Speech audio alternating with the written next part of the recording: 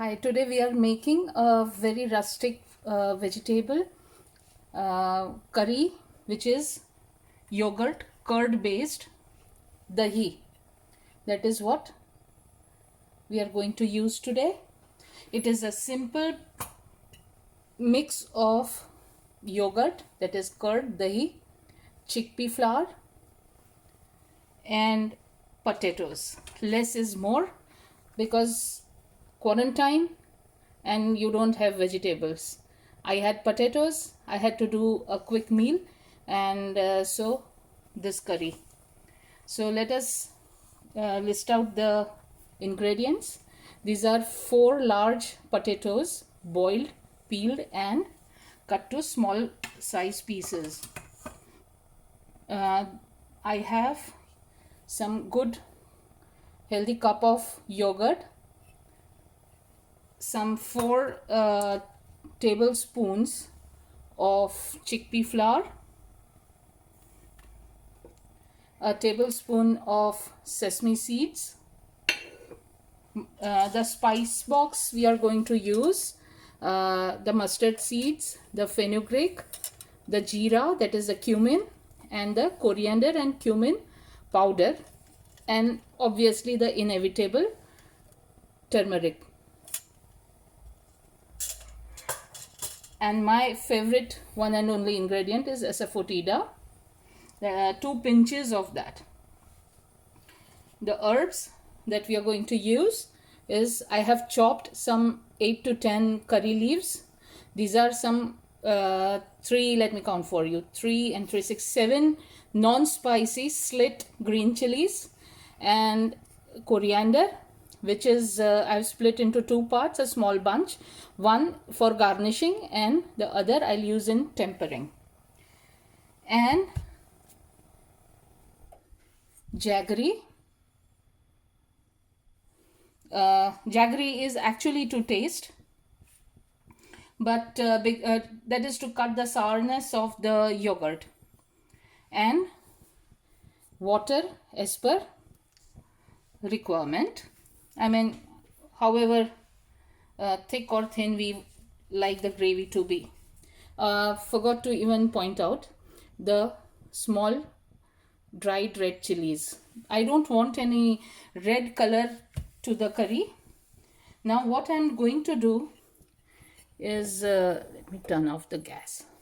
What I'm going to do is, with this yogurt, I'm going to add all the chickpea flour to that and whisk it and make it a fine lump free batter. I will whisk it and then show it to you. In the meantime, turn on the gas, hot plate, whatever you have, to medium, and add some, I have this as a measurement, fenugreek, 2 spoonfuls of cumin, 2 spoonfuls of mustard seeds, dried red chili, and now I am going to add curry leaves, the chilies, and the 1 part of cilantro, that is kothmir or the coriander. Now I am going to add, this is the spoon I use for asafoetida. I am aware that not many use this spice. If you don't have, you can omit, but it has a lovely flavor, imparts a lovely taste to the food that is being made. This is the cumin and coriander powder, just a wee bit, not too much. I would say 2 pinches of that. And last is the sesame seeds. And now to this I am going to add the 3 boiled and cubed potatoes to this. There. Salt is going to be obviously to taste. Remember, you are going to add the whisked yogurt and chickpea flour. So do consider the portions and proportions accordingly for the salt. Okay, now I will give it a slight toss.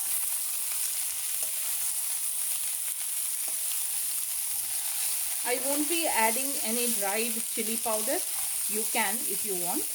This is a very rustic vegetable, that curry that my mom used to make when we used to run out of any kind of seasonal vegetables. And this used to be a very hot favorite in my family. Oh, I forgot the turmeric. Let's add the turmeric. Not too late. Spoonful of that.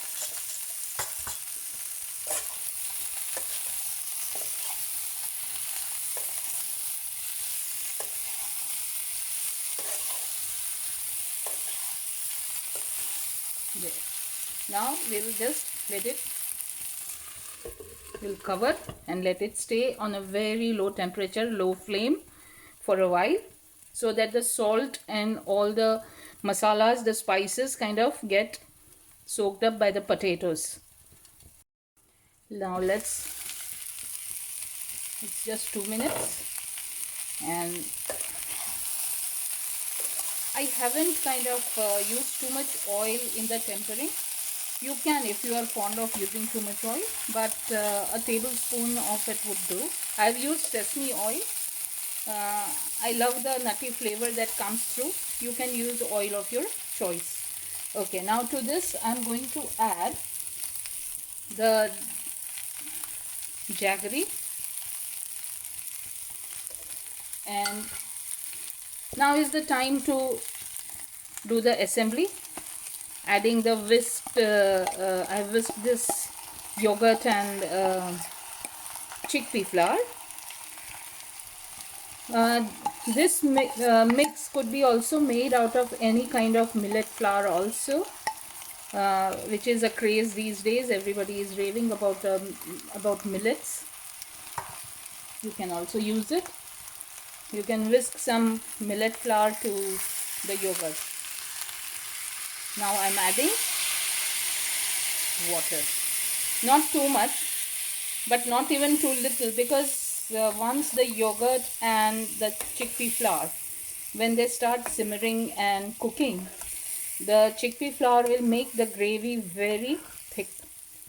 So to avoid that, we do need the water. Why chickpea flour? Because adding yogurt on a solo basis, sometimes the yogurt cuddles if you're not careful. Besides, my grandmom used to make this. Her mom used to make this. So this is a recipe which gets passed from generations. You can add cloves and cinnamon stick, 2 cloves and a small stick of cinnamon to the tempering. I don't like the spicy hit, so I avoid that, but you like it, go ahead. Okay, now again cover,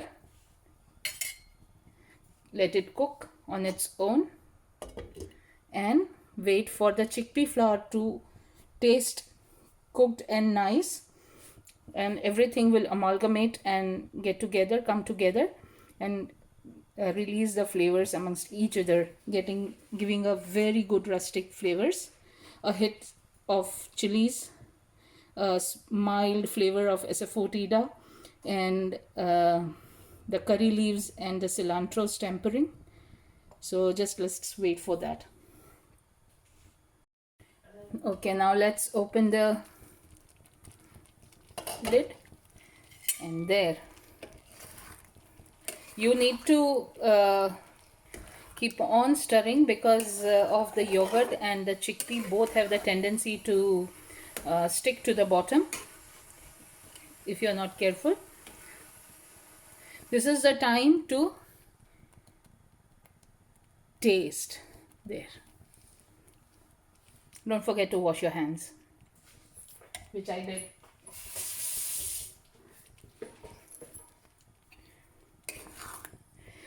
The flavors, if I describe, would be like, okay, let me, first things first.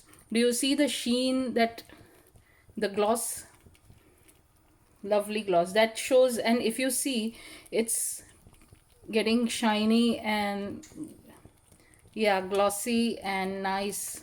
That is an indication that the chickpea is cooked. Otherwise, the yogurt and chickpea flour and everything would be like totally separate. This has kind of amalgamated and come together. So now this is done, and to this I'm adding some garnish, and we are good to go. Never serve the food before tasting. Adjust the flavors, taste, spices, everything, and then put it on the table for your family, because they are just all you have. Make it lovely for them, each meal, every meal. Happy cooking. I hope you would make this curry at home. Best served with fresh fulkas, that is chapatis, or even nice plate of hot white rice, and you're good to go. Yeah, cut up some red onions, roast some papad, some homemade pickle, and your meal is ready. A quick fix. Happy cooking. Take care. Bye.